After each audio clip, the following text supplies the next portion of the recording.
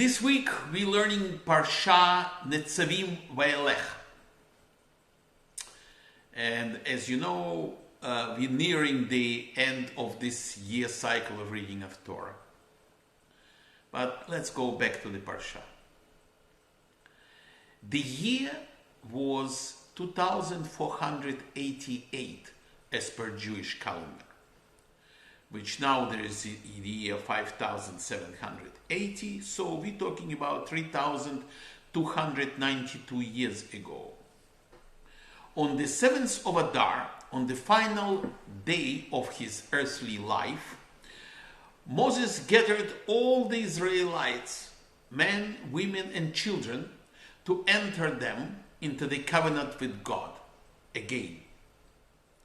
This is the reconvening the covenant with God after Mount Sinai. This covenant established the Israelites as God's exclusive nation. The covenant, Moses explained, was not limited to those who were physically present on that day. Rather, it included all future generations of Jews as well. And it means you and me and everybody else today. Moses warned the Israelites not to be tempted by the idolatrous lifestyles of the Egyptians and the other nations through which they traveled over the period of the 40 years, the course of their travels. He warned of the dire consequences which will befall the individuals, the families, the tribes, or the nations if they forsake their covenant with God. Moses tells the Jewish people that the Torah is inside them, in their heart, and that they have been given a free choice to choose between good and evil, life and death. Their choice will determine whether they are the beneficiaries of God's blessings or suffer the curses if they do not follow the Torah. Moses implores the Israelites to choose life.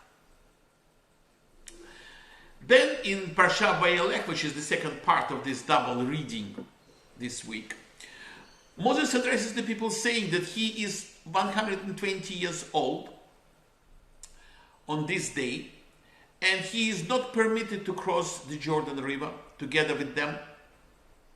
And instead, Joshua will lead them, and God will go before them and destroy their enemies. Moses summoned Joshua and told him to be strong and courageous, for God will be going before him and will not forsake him. Moses then wrote the entire Torah and gave it to the Kohanim, the priests, and to the Israelites' elders. Then Moses comes up with something very, very important, which we will look into that in a few seconds. Moses gives a commandment of hakhel, assembly, whereby every 7 years during the holiday of Sukkot, which will follow the sabbatical year, all men, women, and children assemble at the king, in front of the king, and king publicly reads the sections of the Torah. This is very important, and we will come to that in a few minutes. Moses took the freshly concluded Torah scroll and gave it to the Levites. He instructed them to place it beside the ark, which contained their tablets, which were given to Moshe. And then he gathered in the entire nation to hear the song which he was ordered to write by Hashem, wherein he would be calling upon the heavens and the earth to be witnesses that the Israelites were forewarned regarding their fate. And that song we will discuss next week in the next Parsha. Now, let's look beyond the content which I just told you about. After Moses' departure, the Israelites were about to cross Jordan River, and enter and take possession of the promised land. There, they would begin life as a self-governing nation under the sovereignty of God. So it means no more manna from the heaven, no more clothes provided on them, and no more protection from God in every aspect of life. They become a normal nation, which they must take care of themselves. And it will not be easy. And with his prophetic eye turned to the future, Moshe had been warning the people throughout all of this book of Deuteronomy, the Varim, that the real dangers would be the ones that they least expect.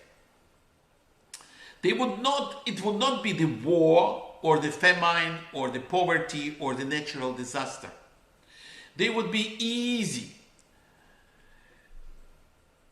What would be difficult is the ease of life, the affluence, the freedom, the prosperity. Why? That is when a nation is in danger of forgetting its past and its mission. It becomes complacent and it may become corrupt, as we know. The rich neglect the poor. Those in power afflict the powerless. The people begin to think that what they have achieved, they actually have achieved by themselves, without God's giving hand and God's assistance. They simply forget their dependence on God. At the very height of its power, during King Solomon's reign, the Israelite society would develop those fault lines, the cracks, that will eventually lead to the disaster which befell Israel. And it was split first into kingdoms and then totally conquered and then totally destroyed, basically. No one has set out the terms of survival of a civilization more precisely than Moshe. In Deuteronomy or the Varim, nations begin to die from within, he says. Affluence leads to overconfidence, which leads to forgetfulness, which leads to decadence, which leads to lack of social solidarity, which leads to an end, in the end, and total demoralization. And that is the prelude to the defeat. Jewish people survived, that destruction simply because of their communal memory and still following the Torah laws, even in exile in Babylon. Israel's very existence, said Moses, would depend on memory, mission, and morality. Remembering where the nation came from, what it is called on to do, and how it is called on to do it. Hence the great 612th commandment given by Moshe, known as Hakhel, a national assembly. Once every 7 years, on the second day of Sukkot, in the year after the sabbatical year, the Shemitah, the king was to gather the people together in the temple courtyard and read to them from the Torah. Hakhel was a reenactment of the covenant ceremony at Mount Sinai. It is intended to remind people of their history, the laws they are called to keep, and the principles they must live by. It was to be a ceremony of national rededication, a renewal of sorts of their inherited and chosen destiny. A reminder of the duties that owed to their ancestors and the duties they have got to their descendants not yet born, and primarily to God himself as well. We do not know how this command was carried out in practice. Yet one thing is clear from the biblical records. It is what the leaders of the nation did at critical junctures in their history. For instance, Joshua did so at the end of his life. He conducted Hakhel. He read the Torah to the whole nation. King Josiah did so when the Torah was rediscovered during a restoration of the temple, as stated in the book of Kings. Ezra did so for the generation that saw Jews returning from exile to Babylon. Hakhel has a significance that goes far beyond its specific details. It belongs to a unique form of political, covenantal, a form of politics, covenantal politics.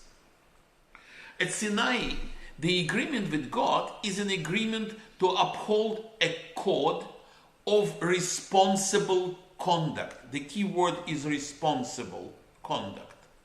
God's commands are obeyed by fulfilling obligations to family and community. A social ethic is the linchpin of the covenant. Covenantal politics are moral politics. They involve ideas of duty and obligation. They are a particular view of history of the nation, whose fate is seen as a reflection of the success or failure in honoring the terms of laid down by its founders, by the founding fathers, as they call it in the United States. Today, actually, to be absolutely precise, there is only one nation in modern times which constructed its politics in terms of a covenant. And surprisingly, maybe not, it's the United States of America,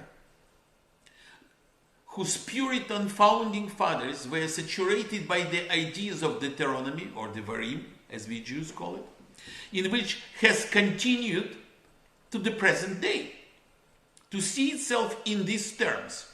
Something like Hakhel still actually exists. It's called the American Presidential Inaugural Address every 4 years. What an American president does in inaugural address is the tradition of Josiah and Ezra in biblical times. He recounts the nation's history. He speaks of the principles and ideals on which the nation is based. He reviews the challenges the nation faces, if it is to stay faithful to those ideas. And regardless of whether the president is personally religious or not, the speech normally will be in religious tone, biblical in language, and include one way or the other references to God. If you don't believe me, I will give you now some proofs. Have a look. Here is example of John F. Kennedy in 1961. The world is very different now, for man holds in his mortal hands the power to abolish all forms of human poverty and all forms of human life. And yet the same revolutionary beliefs of which our forebears fought are still at issue around the globe.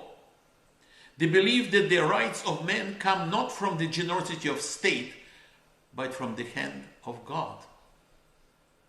Lyndon Baines Johnson in 1965, who succeeded John F. Kennedy after his assassination, said the following: "They came here, the exile and the stranger, brave but frightened, to find a place where a man could be his own man.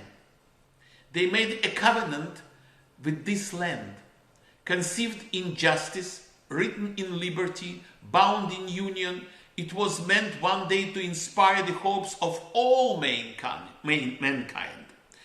And it binds us still. If we keep its terms, we shall flourish." There is Ronald Reagan in 1985. "History is a ribbon. Always unfurling history is a journey. And as we continue our journey, we think of those who traveled before us. For all our problems, our differences, we are together as of old, as we rise raise our voices to the God who is the author of the most tender music. And may He continue to hold us close as we fill the world with our sound in unity, affection, and love of one another under God, dedicated to the dream of freedom that He has placed in the human heart, called upon now to pass that dream onto a waiting and hopeful world. George W. Bush in 2005 said the following: America's vital interests are our deepest beliefs are now one. From the day of our founding, we have proclaimed that every man and woman on this earth has rights and dignity and matchless value, because they bear the image of the Maker of heaven and earth. Across the generations, we have proclaimed the imperative self-government, because no one is fit to be a master and no one deserves to be a slave. Advancing these ideals is the mission that created our nation. History has an ebb and flow of justice, but history also has a visible direction set by liberty, and the author of liberty is Him.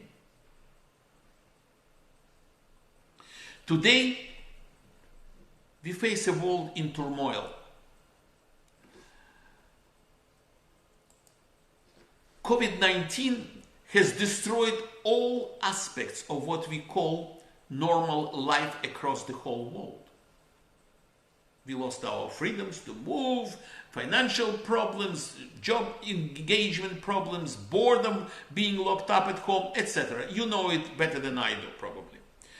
Terror states like Iran and militias like ISIS, Hamas, Islamic Jihad, and Hezbollah threaten the very foundations of freedom across not only Middle East, but the whole planet. Climate change is creating havoc in all weather patterns, including terrible fires and floods, affecting agriculture, food production, and much, much more, destroying basically livelihoods of people. There is nothing inevitable about the survival of great powers. The pages of history are littered with tales of the decline and fall of superpowers.